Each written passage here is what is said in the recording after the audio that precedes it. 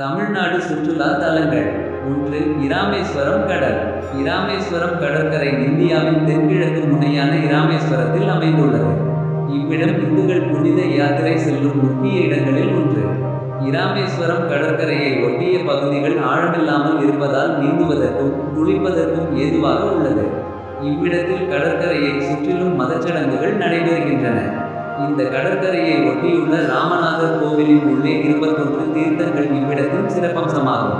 இராமநாதர் கோவில், பாம்பன் பாலம், கோதண்ட ராமர் கோயில், வெல்லுண்டி தீர்த்தம் போன்றவை சுற்றுலா பயணிகளை கவர்ந்திருக்கின்றன. இவ்விடம் நீந்துவதற்கும் சூரிய குளியல் எடுப்பதற்கும் மிகச்சிறந்த இடமாகும். 2. தனுஷ்கோடி கடற்கரை. தனுஷ்கோடி கடற்கரை இராமேஸ்வரம் தீவின் முனையில் அமைந்துள்ளது. இந்த கடற்கரையில் வங்காள விரிகுடா மற்றும் இந்திய பெருங்கடல் ஆகியவை ஒன்றிணைகின்றன. இப்பகுதி அரிச்சல் முனை என்று அழைக்கப்படுகிறது. சுற்றுலா பயணிகள் பெருமளவில் தனுஷ்கோடி கடற்கரைக்கு வருகை தருகின்றனர். இந்த கடற்கரையின் பிரதான அம்சங்களாவன: ராமர் சேது வியூ பாயிண்ட், ஆதாம் பாலம். இந்து புராணங்களின்படி இறைவன் ராமருக்கு குரங்குகளின் படைகளால் வானரங்களின் படை கட்டப்பட்டதாக கூறப்படும் பாலம்.